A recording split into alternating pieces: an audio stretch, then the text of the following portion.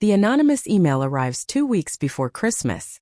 I glance at my phone as it buzzes against the scratched laminate of my kitchen counter. Unknown sender. Subject line. They're using you. My finger hovers over the delete button, probably just spam, but something pulls me back. Call it instinct. Call it 32 years of waiting for the other shoe to drop. I tap it open. No message. Just a single video attachment. I click play. The screen fills with my parents' living room. The house I'm still paying the mortgage on. The camera angle is slightly crooked, as if someone's recording discreetly. My father, Gideon, lounges in his leather recliner, the one I bought him last Father's Day. My mother, Meryl, perches on the arm of the sofa, wine glass dangling between manicured fingers. And there's my brother, Corbin, sprawled across the couch like he owns it, though at 25, he hasn't paid for a single thing in his life. They're laughing. Not the polite chuckles they offer at my jokes during our weekly dinners, but real uninhibited laughter. She's so practical. My mother scoffs, rolling the word practical around her mouth like it's something bitter. She's really planning to make us eat her dry turkey on Christmas Eve. Corbin bursts out laughing, nearly spilling his wine. Seriously, she has zero taste. He gestures broadly at the room. Remember that awful painting she bought for the entryway? God. My stomach tightens. That painting cost $300 money I'd saved for a new winter coat. Dad raises his glass, his voice dropping to a conspiratorial tone. A toast to Rosie's bonus. Can't wait for Aspen. Aspen? What Aspen trip? But it's Corbin's next line that stops my heart. He lifts his glass, smirking. Just as long as the workhorse keeps pulling. The screen blurs as a rush of heat floods my face. Workhorse. The room spins and suddenly I'm not here anymore. I'm 25 years old again, sitting at my old desk, staring at my laptop screen with burning eyes. My finger hovers over the cancel button on a booking confirmation for a trip to Italy. A trip I've saved for over a year. Pinching pennies. Bringing leftovers for lunch. Taking extra shifts. My phone lights up. Mom calling. Rosie. Her voice is tight with panic. Corbin wrecked another car. The insurance won't cover it. We don't know what to do.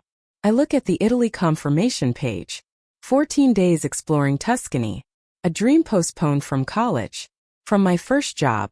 From every other time something more important came up. How much do you need? I hear myself ask. $5,000. My entire Italy fund. Gone in a single bank transfer. You're the only one we can count on, Rosie. Mom had said. What would we do without you? The memory fractures as I snap back to the present. The video continues playing. They're discussing their Christmas lists now, what they expect from me. A new watch for Dad. Some designer purse for Mom. Corbin wants a high-end sound system for his studio.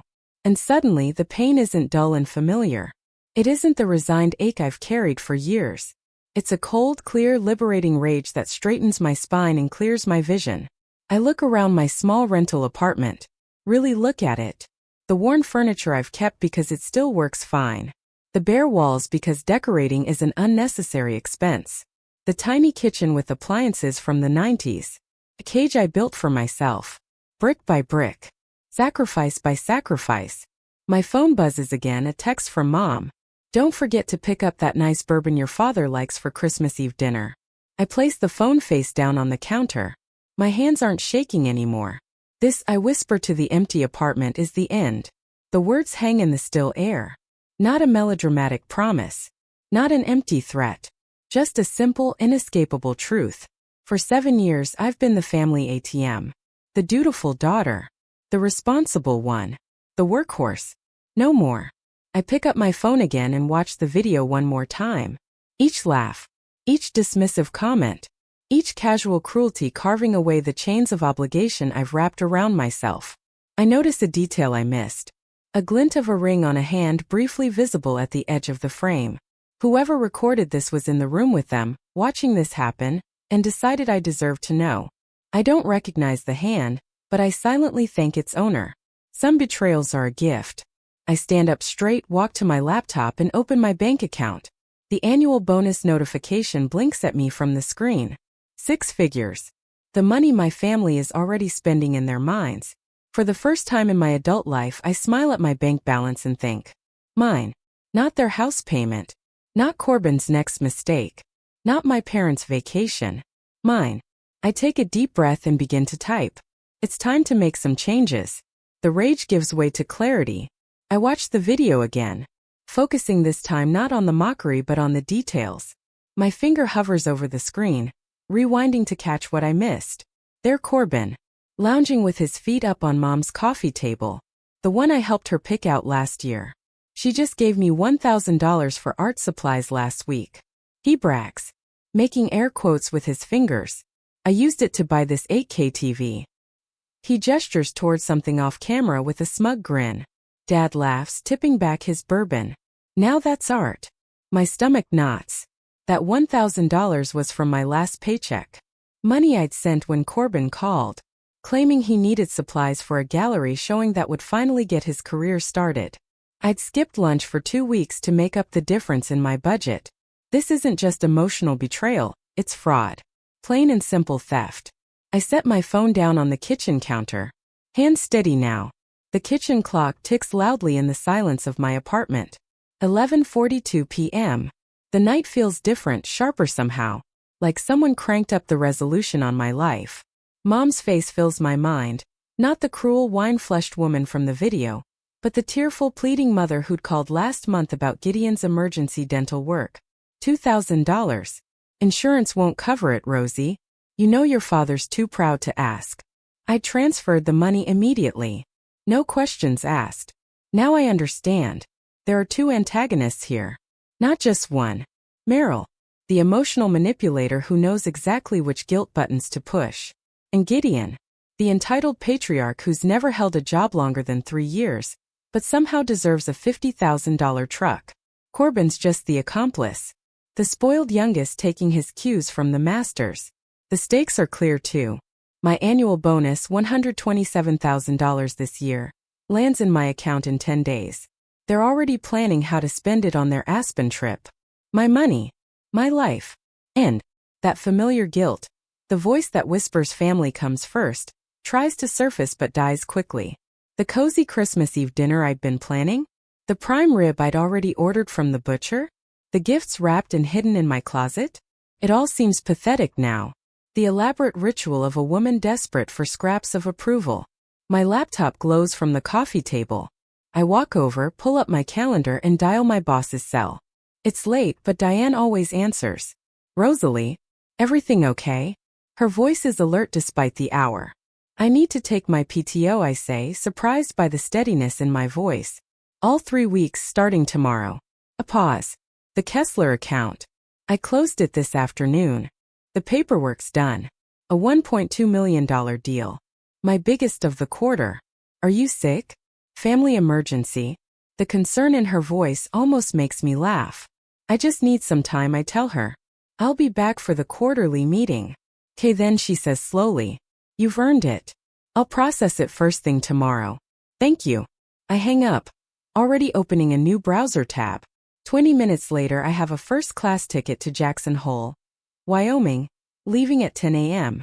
The Amangani Resort confirms my reservation moments after that, a suite with a view of the Tetons and a heated infinity pool. Next comes the digital lockdown.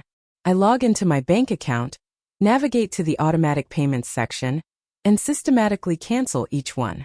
$2,000, $500 for my parents' mortgage, $700 for Gideon's truck payment, $500 for Meryl's country club dues, and Corbin's $1,000 monthly allowance. The confirmation screens bring a satisfaction I've never felt before. I change every password: bank, email, social media, Amazon, and enable two-factor authentication on each account. My phone buzzes with verification codes as I methodically secure my digital life. An email to building management takes only seconds to compose. Due to security concerns, please rekey my apartment, 12B immediately. I'll cover any associated costs. I hit send without hesitation. The clock reads 1:27 a.m. when I make the final call to Elite Catering, where I'd placed a $1,800 order for Christmas Eve dinner. "This is Rosalie Prescott," I say when their after-hours service answers. "I need to change the delivery address for my December 24th order." "Of course, Miss Prescott. What's the new address?" I smile for the first time in hours. Fire station number 5 on Madison Avenue. It's a donation. Please include a note. Happy holidays to our local heroes. That's very generous, the woman says. We'll take care of it. Thank you, I say and end the call. I walk to my bedroom window and look out at the city lights. For 7 years I've poured my life into a bottomless pit of need, believing that sacrifice meant love. The memory of being called a workhorse should hurt, but instead it feels like being cut free from a heavy weight. My phone buzzes with a text from Mom. Don't forget we need that check for the roof repair by Friday. Love you. I don't reply. Instead, I silence my phone, place it on the nightstand and begin to pack for Wyoming. In the morning I'll be gone. The first flight of my life that isn't for work or family obligation, just for me. My family will discover what happens when the workhorse breaks free. And I'll be watching from 1,500 miles away, sipping champagne in first class. Around 7 a.m. I fold my last cashmere sweater, the one I bought on clearance 3 years ago, and tuck it into my suitcase. The zipper glides smoothly around the perimeter, sealing in my small act of rebellion. 3 weeks at the Amangani in Jackson Hole won't be cheap, but for once I'm not calculating the cost against anyone else's needs, just mine. My phone vibrates against the nightstand, dancing across the surface like an angry wasp. Gideon's name flashes on the screen. I stare at it for 3 full rings before picking up. Hello? I keep my voice neutral, my fingers still resting on the closed suitcase. Rosalie. My father's voice is a thunderclap. The dealership just called. The truck payment was declined. What the hell did you do? Fix it. Now. The old Rosalie would have scrambled to her laptop, apologizing profusely while frantically transferring funds. That Rosalie died watching a video 2 days ago. That's weird, Dad. My voice is flat, emotionless. Must be a bank error. I'm walking into a meeting. I'll check on it later. Later? This is serious. They're threatening to report it to. Gotta go. I hang up before he can respond. The silence that follows feels like victory, small but unmistakable. 7 years of jumping at his commands, erased with 2 little words. Gotta go. My thumb hovers over the screen for a moment before sliding the phone to do not disturb. No more interruptions. No more emergencies. No more guilt. I grab the handle of my suitcase, lift it from the bed, and walk out the door without looking back. The airport is a blur of muted holiday decorations and harried travelers. I move through security with practiced efficiency, my mind already in Wyoming. The first-class lounge offers a moment of quiet reflection before boarding. I sip a glass of champagne and watch the planes taxi across the tarmac, each one carrying people toward or away from their own private battlefields. By nightfall, I'm stretched out on a king-size bed at the Amangani, the Grand Tetons, a majestic silhouette against the darkening sky. For the first time in years, no one knows exactly where I am. No one is counting on me for anything. The freedom is dizzying. The days blend together in a haze of spa treatments, gourmet meals, and long naps. I take a snowshoeing tour. I read books I've been meaning to start for years. I sit in front of the fireplace in my suite and watch the snow fall on the mountains. And I wait. Christmas Eve arrives with a fresh coating of snow across the landscape. The resort is decked out in tasteful holiday splendor, elegant pine garlands, subtle twinkling lights, the scent of cinnamon and spruce hanging in the air. I spend the afternoon in the heated infinity pool, steam rising around me as snowflakes dissolve on contact with the water's surface. The contrast between hot and cold, between the sheltered pool and the wild landscape beyond, feels like a metaphor for my life, the before and after of the video. At precisely 6 p.m. when I should be serving the Christmas Eve dinner, I plan my phone explodes with notifications. I've turned it back on for the first time in days, but only to witness, not to engage. The texts roll in rapid fire. From Meryl. Where are you? From Corbin. Mom's freaking out. From Gideon. The door is locked. From Meryl. We're standing outside your apartment. From Gideon. This isn't funny. I take a sip of my mulled wine and open the Ring camera app. There they are, huddled on my apartment landing like confused tourists who've shown up at a closed attraction. Meryl in her cashmere coat, the one I bought her last Christmas. Gideon stomping his feet against the cold, his face a storm cloud. Corbin leaning against the railing, checking his phone, probably texting me for the 10th time. I watch as confusion morphs into frustration, Then, anger. Meryl rings the doorbell repeatedly, as if persistence might magically produce me. Gideon pounds on the door, his shoulders hunched with righteous indignation. Corbin paces, tossing occasional glances at the package by the door. My catering order notification. Redirected to fire station number 5. Where the hell is she? Gideon barks, his breath clouding in the December air. I've called her 12 times. Meryl's voice rises to a pitch I recognize, the one she uses when she's about to deploy the emotional nuclear option. What if something happened to her? Nothing happened to her, Corbin mutters, kicking at the welcome mat. She's ignoring us. She wouldn't dare, Gideon says, but uncertainty creeps into his voice. I tap the screen to zoom in. This is better than any Christmas movie I could be watching, the real-time collapse of their entitlement. I record snippets as they argue amongst themselves. As Meryl calls the hospitals with fake tears in her voice. As Gideon threatens to call the landlord. As Corbin slumps to the floor, complaining about missing dinner with his friends. For a full hour I watch them unravel, documenting each phase of their meltdown. The landlord doesn't answer. The hospitals have no record of me. The neighbors don't know where I am. Their carefully constructed world of convenience with me at its center, holding everything up, is crumbling before my eyes. Finally, when their rage has peaked and begun to flag into bewilderment, I open our family group chat. I hesitate only a moment before uploading the original video, the one that started it all. The one of them laughing about me, mocking my turkey, planning their Aspen trip on my bonus. The one where Corbin calls me the workhorse. I follow it with a text. Heard you wanted to go to Aspen. Hope this video is entertaining. P.S. All auto payments were stopped 2 weeks ago. Good luck. I watch their faces on the Ring camera as their phones chime simultaneously. Meryl opens hers first, her expression changing as she registers what she's seeing. Gideon leans over her shoulder, his face draining of color. Corbin steps back, a guilty flush climbing his neck. Who sent her this? Gideon hisses, looking around as if the culprit might be hiding in the hallway. She can't just... Meryl begins, but her voice fails her. Corbin stares at his phone, then at the locked door, comprehension dawning slow and terrible across his face. She's gone. She's gone. The 3 words hang in the December air like an epitaph. She's gone. Not just physically absent, but gone from their grasp, from their control. The workhorse has broken free. I take one last look at their stunned faces, memorizing this moment of perfect clarity. Then I power my phone off completely, set it on the nightstand, and pick up the room service menu. For the first time in my adult life, I'm spending Christmas exactly where and how I want to, and it tastes like freedom. 2 days after Christmas, I returned back to my apartment. 10 days after Christmas, the key feels heavier in my palm than it should. Just a small piece of metal, but it represents everything. Safety. Boundaries. A life reclaimed.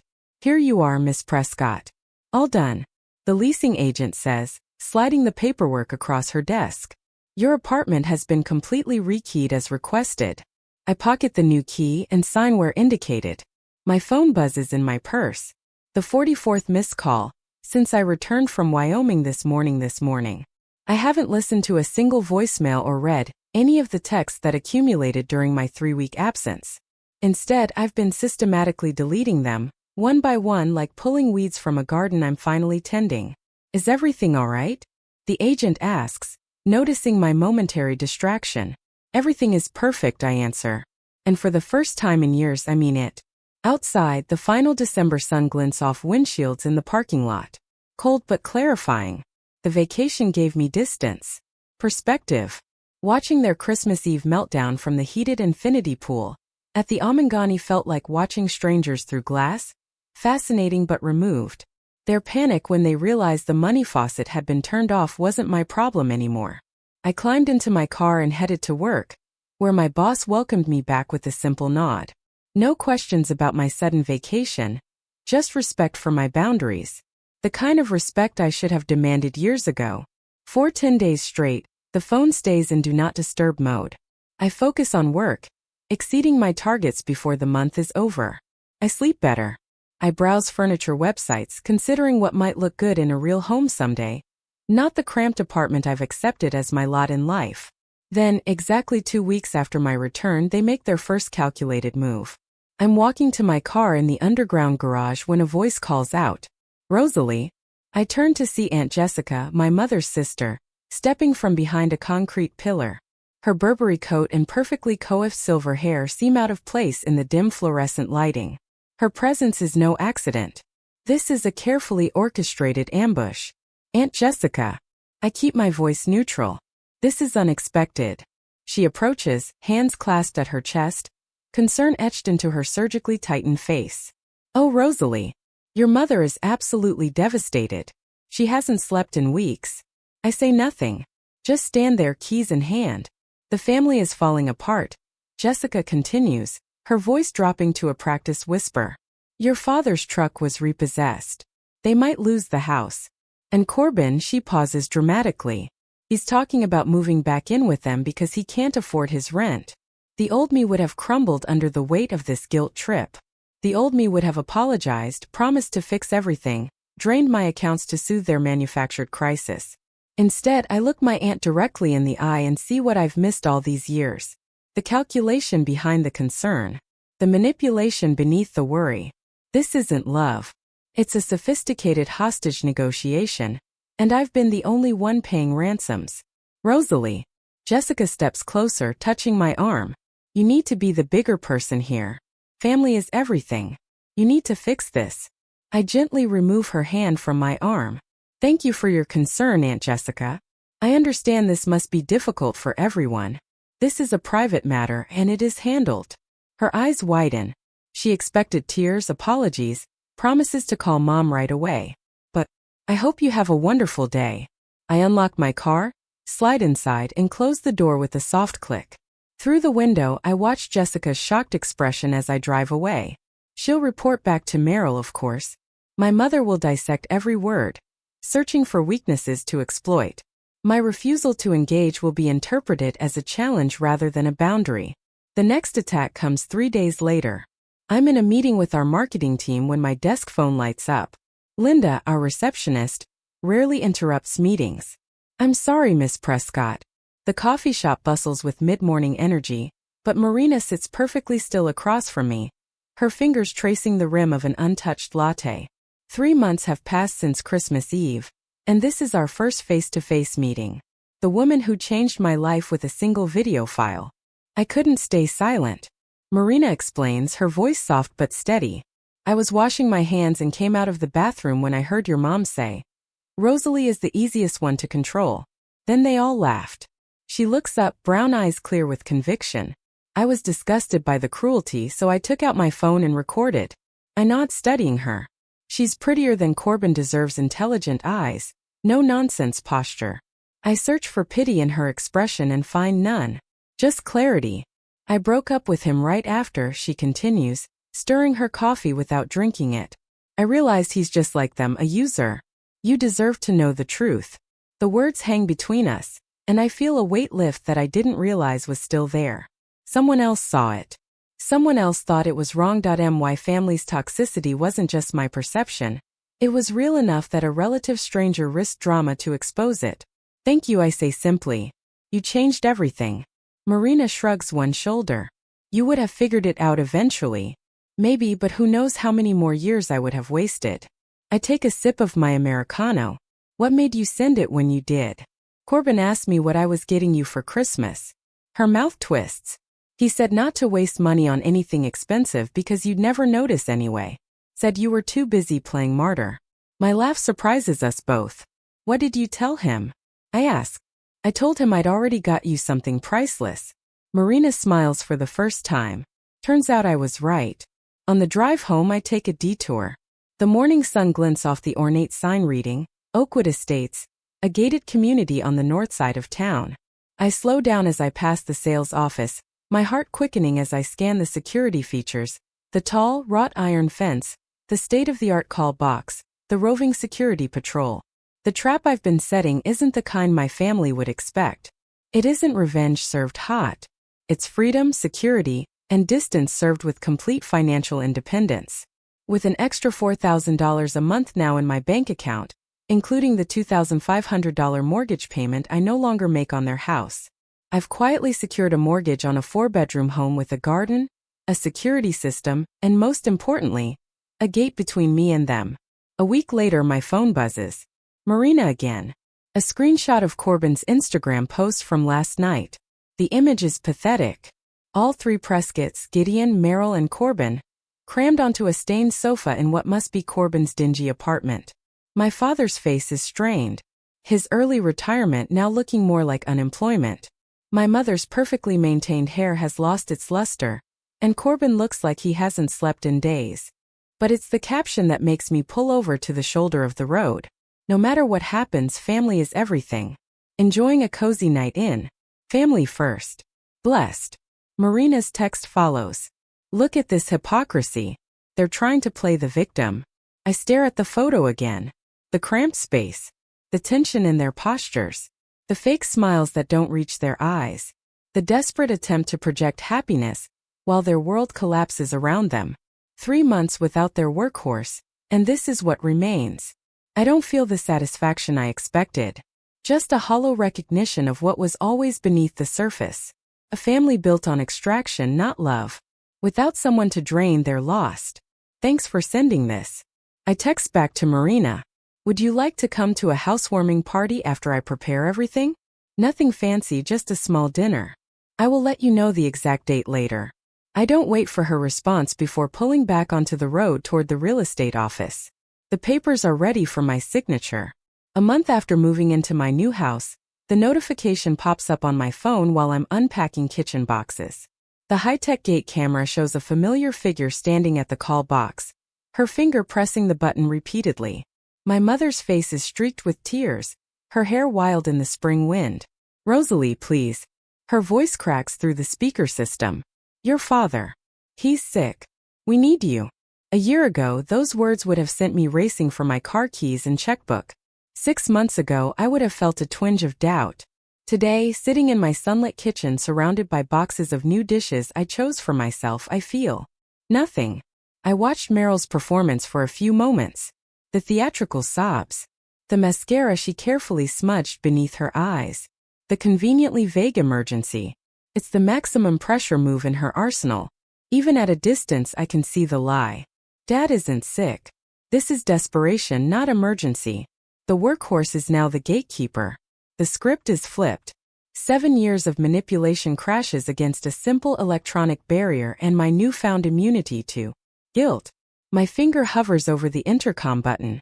What would I even say? What could possibly bridge the gap between us now? A part of me, small and fading, still wants to believe there's something worth saving. But when I think of Marina's words, of the laughter in that video, of Rosalie is the easiest one to control, I know there's nothing left to say. I tap the dismiss button on the notification. The feed cuts out. In the silence of my new kitchen, I unpack a set of wine glasses I bought the day before. Beautiful, unnecessary things I'd never have allowed myself to own in my old life. I set them carefully in the cabinet, arranging them just so, taking my time. The sound of a car engine starting and fading away drifts through my open window. She's gone.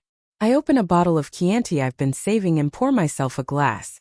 The ruby liquid catches the afternoon sun as I raise it in a silent toast to the woman I've become. To boundaries that hold. To freedom hard-won. To a life that is finally completely mine. When my phone buzzes again, it's not the gate camera. It's Marina. I am glad you kept the boundaries. They don't deserve you at all. I smile and type. Thank you for everything. See you soon. The feeling of freedom has never been better. I arrange the mosaic vase on my new entryway table, stepping back to admire the burst of color against the cream walls. 3 months in this house, and I'm still discovering new corners to fill, new ways to make it mine. The vase is ridiculously expensive, impractical, and exactly what I wanted. No one had to approve the purchase. No one questioned whether a decorative object was worth it. The freedom still feels like a foreign language I'm learning to speak fluently. A painting hangs above the table, abstract splashes of crimson and gold that reminded me of Italian sunsets. Another indulgence. Another declaration. My phone pings with a reminder. Book Italy. I smile. Walking through the living room where no furniture bears water rings or mysterious stains. Everything here was chosen by me. For me, a visible record of my new priorities. In my home office, not a converted closet like in the old apartment, but a real room with tall windows and bookshelves, I settle into my leather chair.